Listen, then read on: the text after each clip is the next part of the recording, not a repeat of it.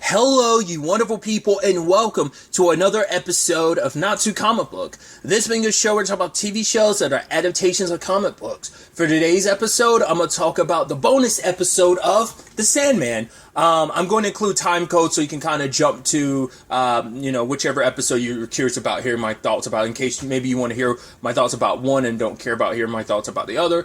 That way, making that a little easier for you.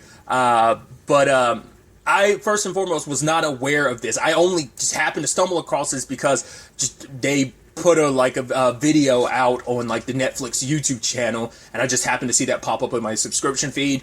So I didn't watch the video because I was just like, oh, they're streaming now, so I'll just go ahead and watch them without any context. So either way, kind of putting that aside, jumping into the first episode, was it Dream of a Thousand Cats? I thought this was a really interesting episode. I wasn't sure what it was. I wasn't expecting that animation, which kind of threw me a little bit. But I don't know what that animation style is called. It reminds me of the if you ever seen Undone on Amazon Prime, it is a very similar animation style. But I like this notion of all right, you're following cats and them all gathering all around because it's they've heard about this cat that's coming to tell her story, and it's a Siamese cat, and she tells her story, and it's a really heartbreaking story because she's I let the humans kind of all I have to do is allow them to pet me and give me affection in exchange for them giving me food and comfort. And it's right. I think it kind of plays into the notions of at least from a human perspective, how we view cats cats are just kind of right, you can pet me. All right, that's enough. I'm going to go off and do my own thing. They are very independent. They can be affectionate, but they kind of just I don't get it twisted, human. You die, I will eat your face type of situation. But I think they did a really good job of kind of capturing that, especially with this particular cat. But it's heartbreaking that she met this cat that is she was talking about this cat's claws and his, just everything about him. And it's I never saw him again, but she got pregnant, and her owners, in particular the guy, was it Paul, didn't want the babies. It's right, she was in heat, you should have kept her inside, and he ended up killing her babies. And couldn't you drop the babies off at an adoption agency or something? Why did you have at least give them to other people to take care of? You didn't have to go through the horribleness of murdering them in the most brutal way. Oh, let me put all the cats in a sack. In the moment he was oh, I'm gonna take care of them, oh, this is gonna be jacked up. Put a brick inside of a bag and then drop them in the water. I was that is heartbreaking. But the sad thing is, humans, we can be pieces of shit, and you're it's not out of the realm of possibility. We know how people in general can treat pets, and just that's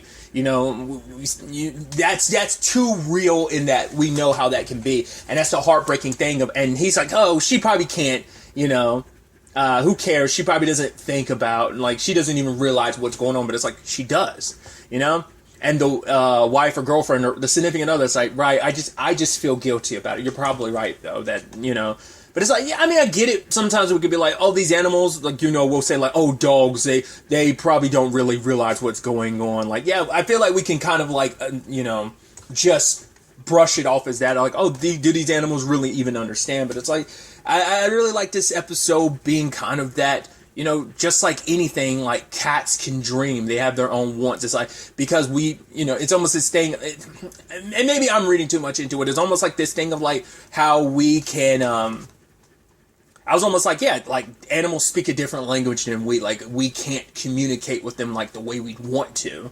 To some small extent, yes, but not to the full extent we could to another person. There is this language barrier to some extent. I guess more so it's a species barrier, but still. And the fact, so because even I was even the human analogy of, not being able to speak the same language isn't applicable necessarily, but she's praying to the cat of dreams. And I was is it going to be who I think it is? And it totally ended up being Dream, which I thought was interesting, getting visited by that bird. I'm having to look into the credits. I've only watched this first episode, so I won't know until the end of the episode, but I'm was that bird voiced by Neil Gaiman?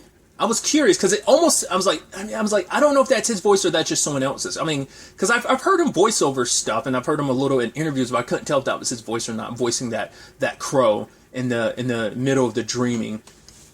Either way, the cat, she makes a journey because it was like, right, this, the dreaming can't help you. What was it like with revenge and stuff like that?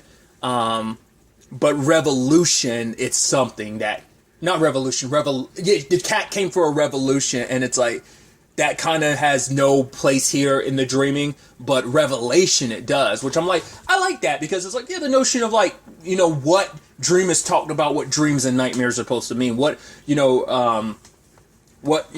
it is about everyone. The dreaming acts as a revelation of sorts, especially when it comes to nightmares, that they're meant to be a way for you to face stuff and become stronger on the other end. That's kind of like their purpose. So there is a revelation in dreaming to everyone. But the fact is that she was stalked by, what was it, a wyvern, a gargoyle, a gargoyle, and a Pegasus, which I thought was interesting about the gargoyle situation, because it's like, right, the only one we knew of was the one that Cain and Abel had before, and then the one that Dream gave them later. So I'm curious, I'm assuming just because of the time frame of like where they, like the Siamese cat is present day and stuff, that I guess more I don't think it's the same gargoyle. I think it is a different one.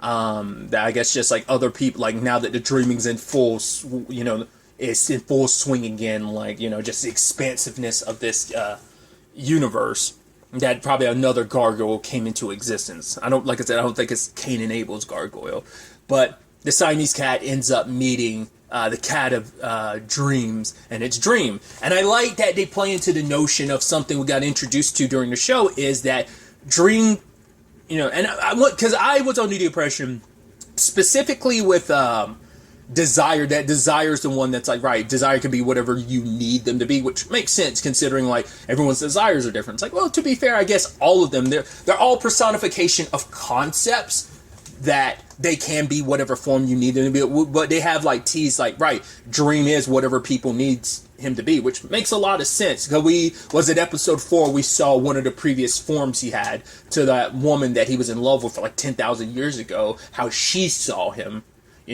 So I guess like what they look like to us, the viewer, and look like most of the time is like that's their neutral form, but they are a form that's always shaped and changing to be what they need it to be at the time for whoever they need to be. So it makes you wonder, like, what we saw Curry Hal Baptiste as Death, like, during episode 6. So I'm curious, was she, like, did those people ever perceive her in a different way? And did different people see her a different way? Did they all perceive her that way? But, maybe it just depends on the time, depending on the place, depending on who you're talking to. Because that was, like, the First Nation.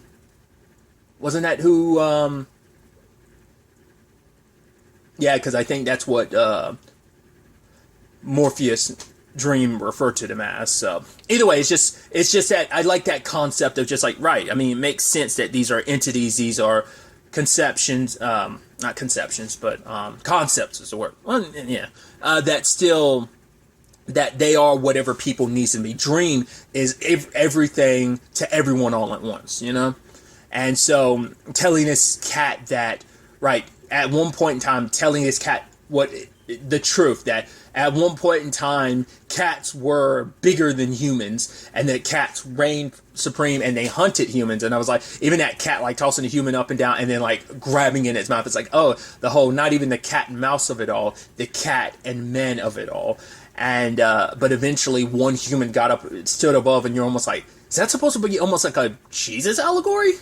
But it's like, right, they told the others, like, if we can dream, like, just, gathered together, we can dream. The world is shaped by our dreams, and 1,000 humans is all it took to dream the same dream, and they changed everything in an instant. It's like, that's why we are where we are now.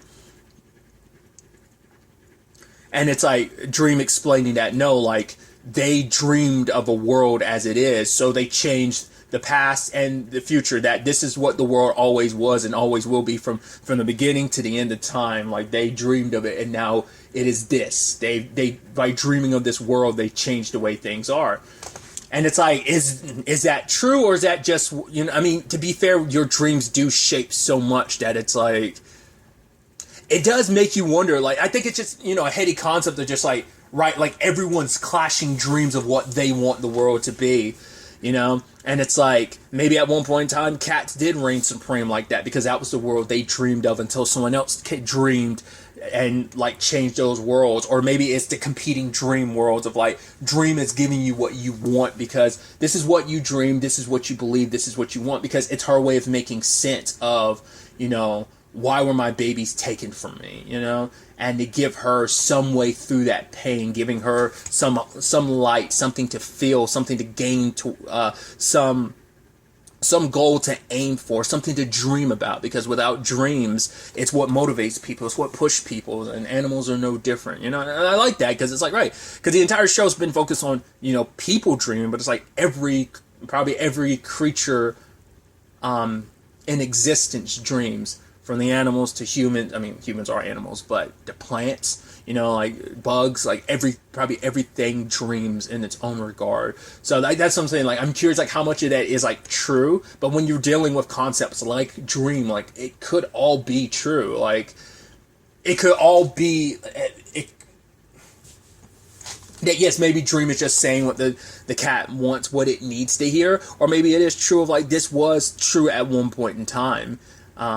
Just showing you the strength and power of dreams. And so now the cat is going around like to every alleyway, to any place, any strays, to any cats out and about, that she's preaching these words to dream. She's like, if I could just get together 1,000 cats to dream, then maybe we can change things to what we want them to be, that, you know, we never have to suffer like humans' cruelty anymore. And a lot of the cats just kind of ignore her, except for the little one that we kind of followed along this journey here.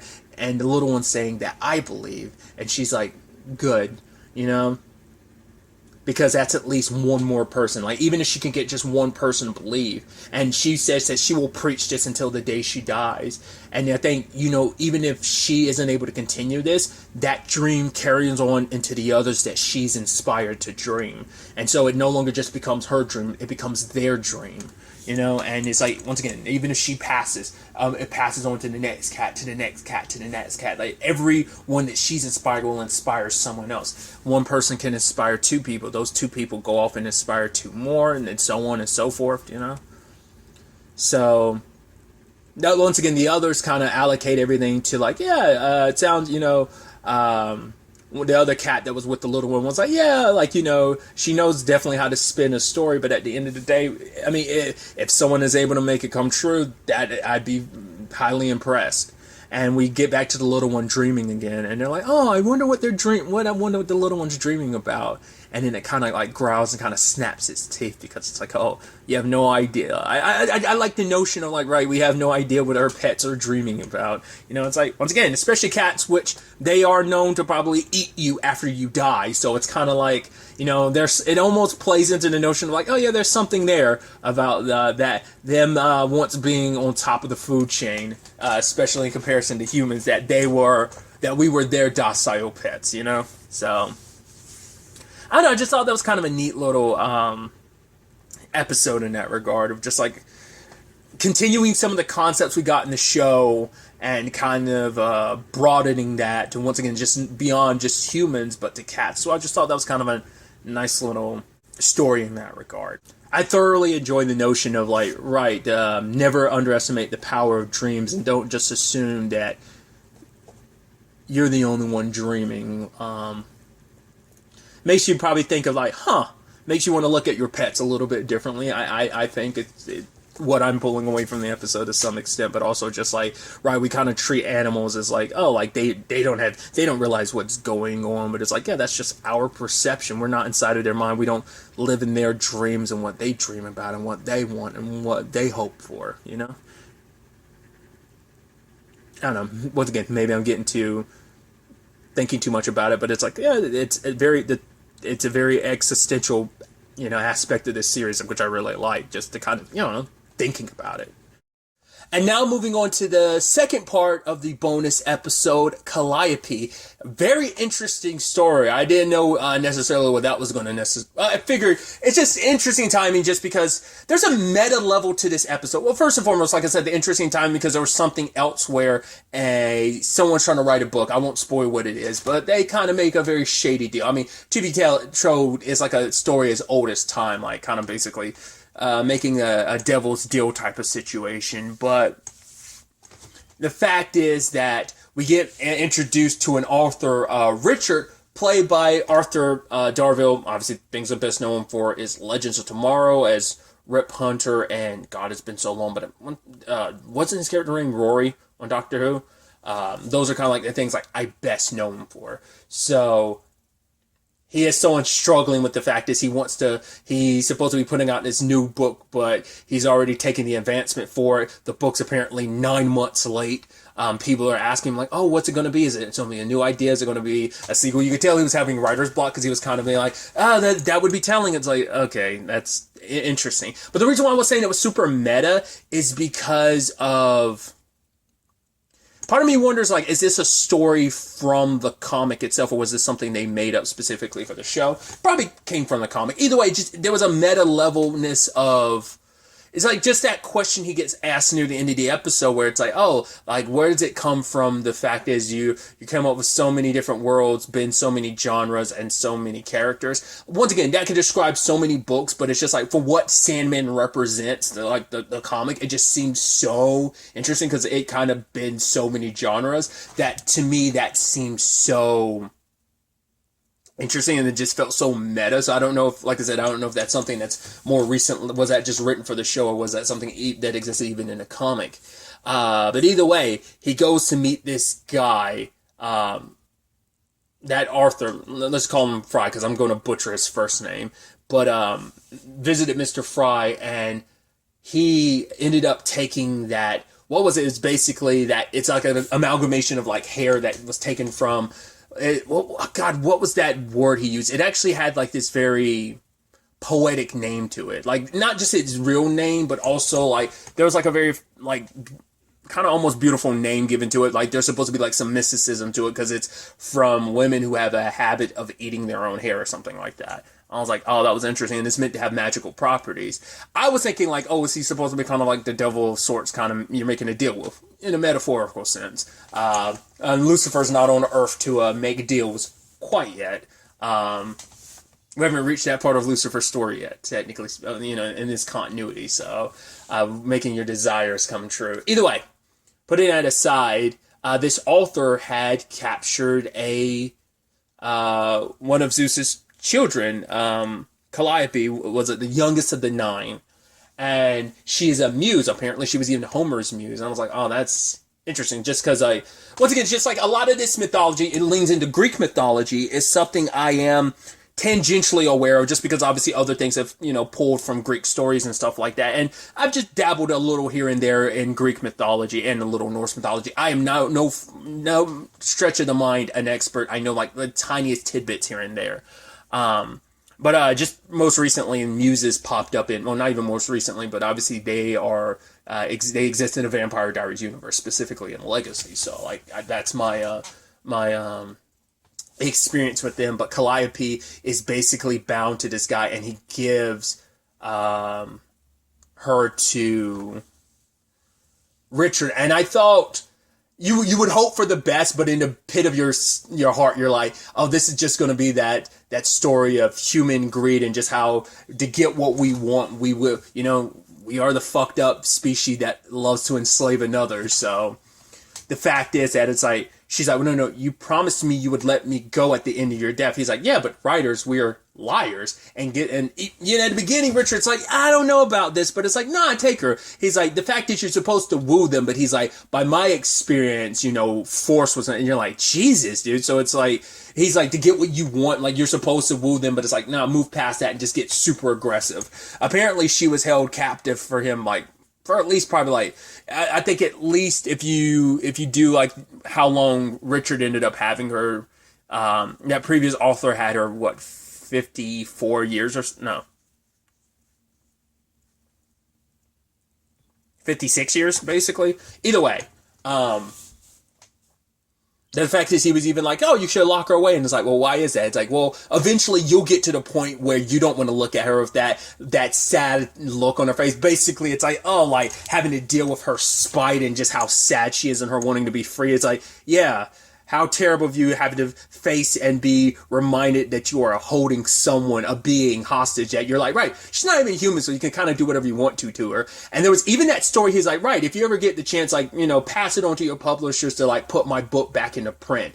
That book in particular he references is the one that pops up at the end, and what it is that it's like, she is his muse and she is a slave to his lust. And you're like, that's the book and the fact is he looked at Calliope and he was like, that was my favorite book in particular. I'm like, oh, now we add on like just how much more effed up that was, him specifically picking that book, because it's like that one was like, oh, he like she gave him the muse and inspiration to make that book, and that book was just kind of built off of what he had probably done to her. And so like it added a layer of like, oh, that's super jacked up.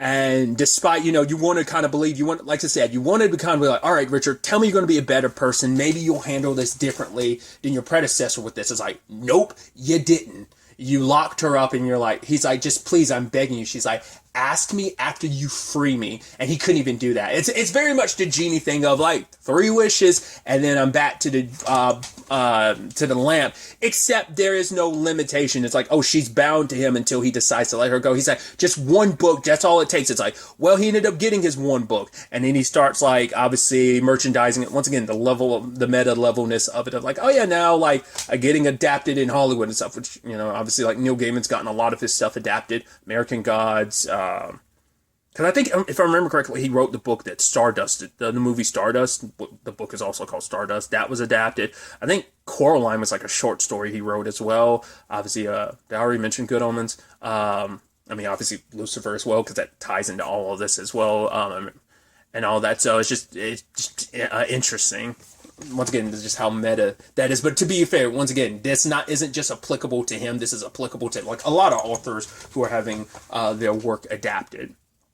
But initially, Calliope was trying to reach out to anyone to help her because she's bound by law. Because she talks about it later on about how this came to be, how she ended up being in Mr. Fry's possession, is that she had left her scroll out and he found it and basically say like, call me your master, and he burned it. So now she's bound to him and no one else. And now she's bound. Now that ended up passing on to Richard. And despite all that, even hearing her story, he was so desperate because he's looking up on Reddit, Instagram, Twitter, people quoting stuff from his book. And the fact is that people are like, yo, where's the sequel coming? Like, come on, bro. Then he's put in a position where his publishers are pushing for like, oh, we need that book now. And also his manager being like, yo, if you don't come through, you're going to have to give back that advancement. And I'm also going to drop you as a client. Am I saying it justifies it? No, but what I'm saying is humans, we do terrible things when we're desperate. But once again, the fact is, the argument can be made that who we are in our most desperate moment is kind of who we are at our core, which, like I said, that can be suggested too, because it's like, right, desperation can mold you into a person you may not recognize. But then once again, the argument could be like, well, maybe that's always been a part of you. It's just that every other aspect of you had kept that in check until you're in a position to be desperate, you know? So it's such a gray area, I think, conversation in that regard. But Calliope tried to reach out, and she reached out to the 3 sisters of, fate, and they talk about, like, no one can really help her because by now, like, the old gods have pretty much died. And I'm wondering, is this that typical thing of the moment gods, like, did the gods just legitimately just die, or was it that once people stop believing in you, their faith in you is what keeps you going, and if that fades from the general zeitgeist and consciousness, then they lose their power and eventually fade into obscurity and disappear. Like they thrive, they exist purely because people believe in them, because people pray to them.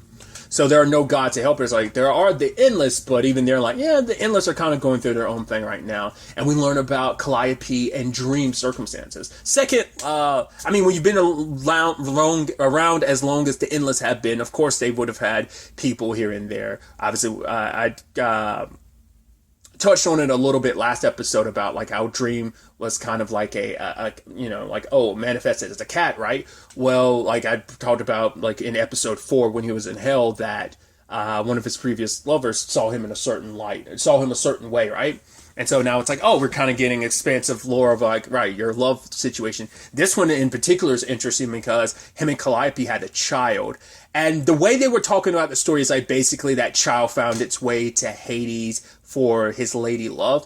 I initially interpreted that a different way. I think that's just like, their son, Orpheus, I think is his name, ended up sacrificing himself for the woman he loved and was, torn apart for his sacrilege. So I think like maybe because doing what he did, like he would sit to hell, or at least the Hades side, but because of all of that. And I don't know if the sacrilege is because of who his parents were and what that made him, or was that in reference to maybe who he was doing something sacrilegious at that time. What I initially interpreted as when they said Hades lady love, and I was like, oh, like I thought it was kind of implying that they ended up having to give up their child to Hades. That like Hades wanted a child for him, and if I'm not mistaken, just based on the magicians, I believe Hades' wife is Persephone, I think. I could be mistaken. Once again, my experience with the Greek mythology is very limited. So that's what I initially interpreted, but it sounds like, right, he died in a battle in like Thrace. Not necessarily a battle, but it's like he died in Thrace because of that. Once again, just another reason why I know the name Orpheus is just because, like, well, a video game uses their name as Orpheus's final planet. It's like it's part of a video game thing, but also another video game thing is, if I'm not mistaken, Orpheus is, I mean, maybe I'm misremembering, isn't that the name of the main character's first persona? I mean, to be fair, the Persona games in general pull from a lot, very much like Sandman, pull from a lot of like religious stuff and mythologies, like all across the board. So, but either way. But Calliope, like, even she's like, well, he hates me and I hate him, and I would never like go to him for help, even if I wanted to, which they're like, oh no, like even if he wanted to, which he most likely probably wouldn't want to help you, even he can't, because right now he's bound. Because I was about to say, like, right, even before we got to that, because it's like at this point in time, it's 2018, Morpheus doesn't escape until like 2019, so he's still being held captive for 100 years. So I was like, so he's got like another, year on his imprisonment. So I was like, oh, it's an interesting thing that these two people who were lovers are basically in a very similar circumstance of being held and bound by people. And so in that moment, she even says she wouldn't do that, but then she also hears about his circumstances. I think she legitimately felt bad, like, oh, wow. And so more years passed by. First it was like 2020, then we went to 2022. And I doubt the irony behind, like, oh yeah, like, where does your feminine voice come from? And he's like, oh yeah, because, people say, like, you need a feminist, a female to write from the female perspective. But he's also like, I am a feminist writer, which I'm like, obviously the point is like the hypocrisy about that. Once again, there's probably like layers upon layers to that, but it's like, right, yeah, it's super feminist to hold a woman hostage, goddess, human or not. It's still super messed up. And he's saying, like, right, shouldn't we rival and, like, oh, we should decide if we just want to go to LA once it's time, like, to do the movie and stuff. She's like, we decide. He's like, can't you just revel in our success? I'm like, yeah, dude, she's the one that's kind of out of pocket right now. I was like, yeah, how dare you, being held captive, not kind of like, be super excited about our success, because we didn't see it. But we know he listened to Mr. Fry's words and got aggressive with her. Who knows what he did? And I think the word defiled is just enough to kind of give you an idea. Because at one point before he started writing, like, the next book, he had a blood spot on his face. So she might have, like, clawed at him or something. Or maybe that's blood from, like, she inflicted upon him, or he did something in turn that left wounds that made her bleed. Either way, he did something horrendous to her to get what he wanted. And in the end, she does reach out to Morpheus. Because obviously to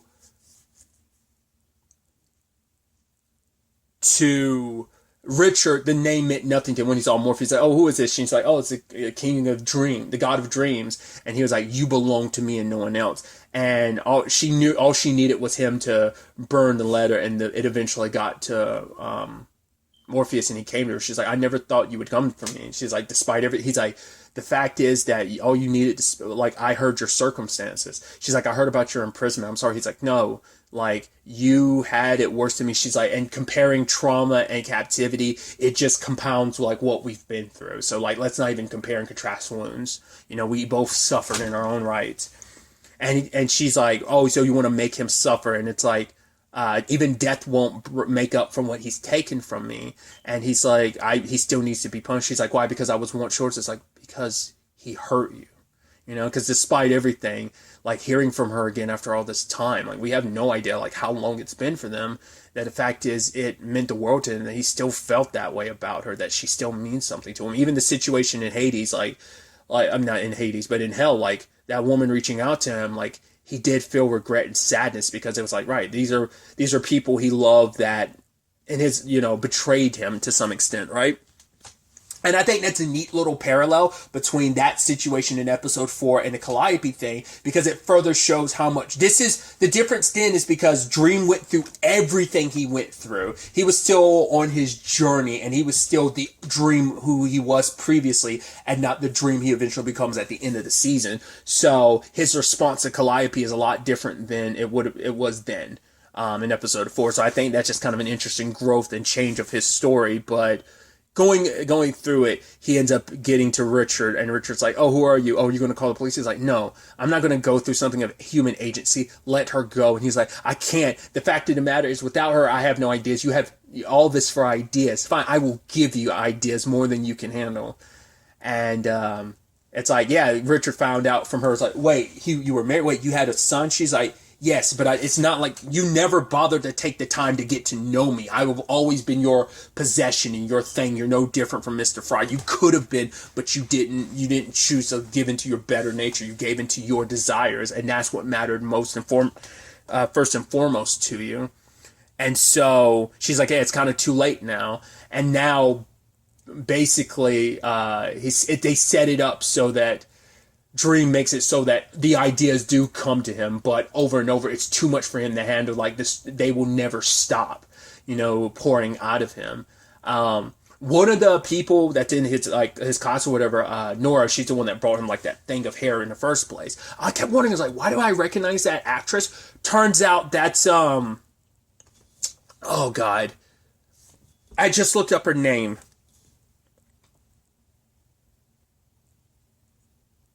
Amita Suman, and I was like, why do I recognize you? I didn't realize, for one, she's Inej on Shadow and Bones. I was like, that's where I recognize her, but I also didn't recognize her as Naya from The Outpost, so the second actress to play Naya on The Outpost. But I was like, I don't remember during Shadow and Bone whether I pieced that together or not. I don't remember now. Either way, I kept being like, oh, why do I recognize her? And that's why I recognize her. I was like, oh, that's pretty dope. I was like, yeah. Either way, I should also speak about it since I'm also on that subject. I had slightly felt like I recognized the actress who played Calliope. Apparently, she was in Assassin's Creed Odyssey. She's Cassandra. If you're unaware, in that game, you could choose whether to play as a male or a female.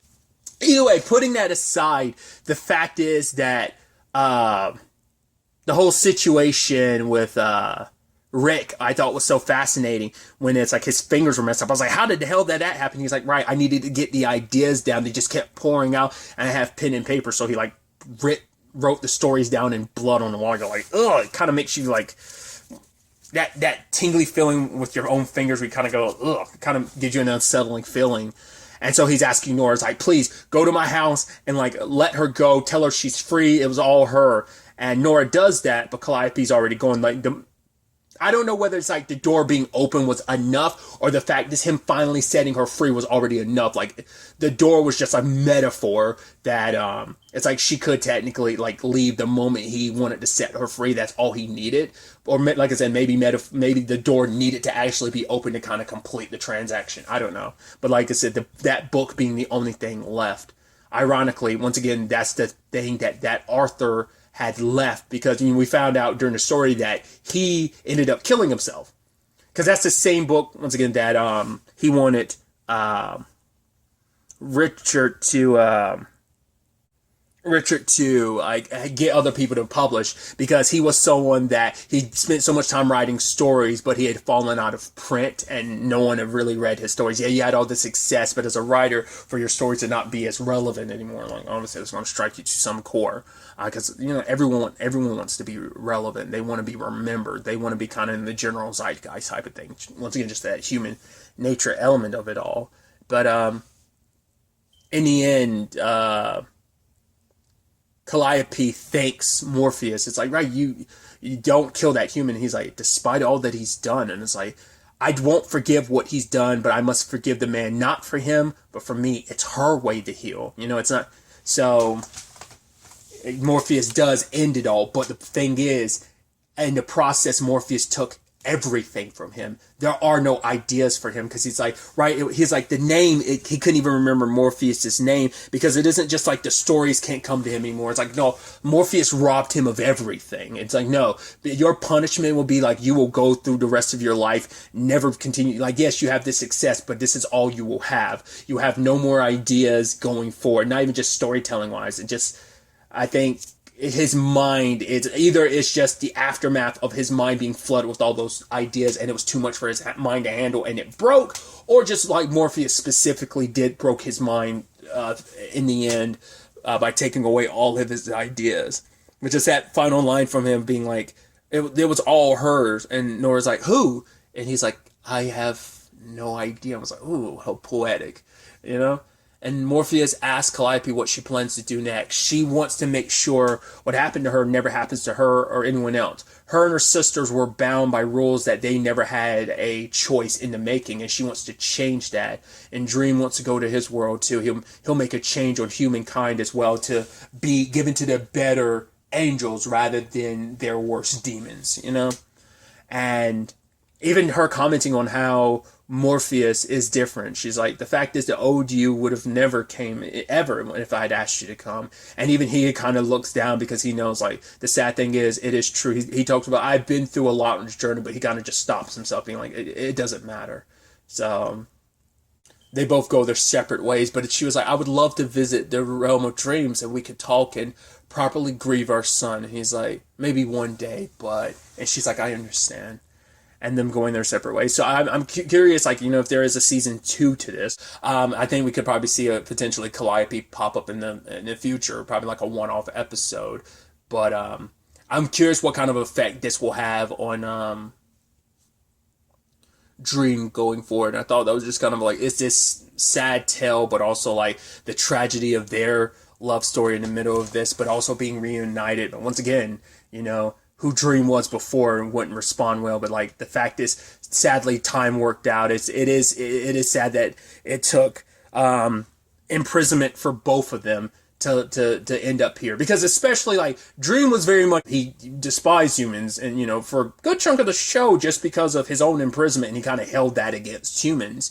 So it is good that even more time has passed, that he's had that conversation with his sister. It's changed his perspective on a lot of things. So I think that kind of worked out on that front for Calliope, because he wouldn't have been so forgiving, but even he was still like vengeful, because there's still some part of him that's like, nah, any human that would enslave another like is terrible. So, and he knows what that's like firsthand. So of course he'd be a little more vengeful on this particular topic and this subject, especially when it came to someone he cared about, not only being like defiled and abused and hurt the way she was, and it just being someone that was very important to him. So either way, just kind of wrapping things up, I did think this was kind of nice to have this bonus episode. It reminds me very much of Lucifer. When Lucifer was originally canceled on Fox, there were actually 2 bonus episodes that were released afterwards. This is before it got picked up by Netflix, because originally those 2 bonus episodes were meant to be a part of season 4. Originally, they were going to be placed somewhere in season 4 because of the nature of Lucifer and kind of the nature of this show. And this episode in particular is like that. Both halves of it, where it's like these stories could have been anywhere in the show, because the show is very like episodical in nature in that regard. Lucifer was kind of that same way. Yeah, there were overarching through lines just like this, and maybe that's why they also removed it, because I mean, this is because I feel like out of any episode 6, the one about death and dream and death, and like her changing his perspective on things, and also like the whole Hob situation. Those feel like those are still 2 separate stories that were weaved connectively in some connective way together, just with the whole death through line, but also, and dream. But that felt like the most disconnected episode, not in a bad way, because a lot of those episodes were just felt like kind of one up, but there were through lines that kind of connected. I mean, even in the Calliope episode, I didn't talk about it, but there was like, the Sleeping Beauty awake. So I'm assuming that had to be about Unity, Rose's grandmother, waking up after all this time. So I'm sure that made pretty big news. So that, I'm sure, that's what sparked Calliope to finally like reach out to Dream, because she's like, like he escaped his imprisonment. But regardless, I hearken this to like the bonus episodes from Lucifer, but it's like, yeah, it still would have fit in the confines of the story, but maybe that's why it didn't necessarily fit 100% with what they were going, so that's why they just made it a bonus episode. I don't know. I wasn't even aware that there were going to be like a bonus episode. It's like, but that's pretty neat. Some other things I ended up looking up and finding out is I think we see his name is there in the casting.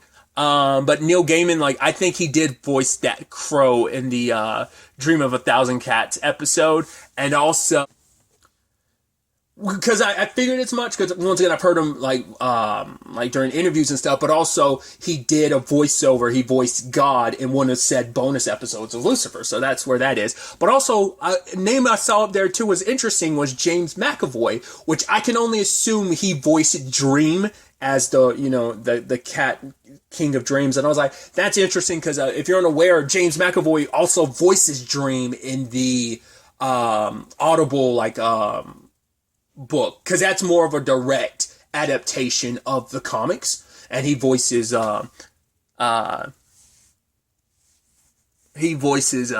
in that. So I was like, that's kind of a neat element as well. I was like, that's kind of a neat. There were some other names that I kind of, like David Tennant and Georgia Tennant. I would assume that's like, and maybe that's, I'd assume that's David. I think it was like, now in retrospect, I'm like, he's probably definitely one of the cats. Now unless think back to it. But I think Georgia Tennant's his wife, if I'm not mistaken. Which is interesting, because obviously they met through Doctor Who, which once again Arthur Darvill is also up there too. So I was like, it's just interesting things. And also another thing I was remembering, Sandra Oh, I think voiced the Siamese cat. I was like, that's so neat. I didn't even think about that. That didn't even register in my head. Which obviously, like, just comic book wise, it's like, right, she voices Debbie on Invincible. So. All right, that's the other thing too.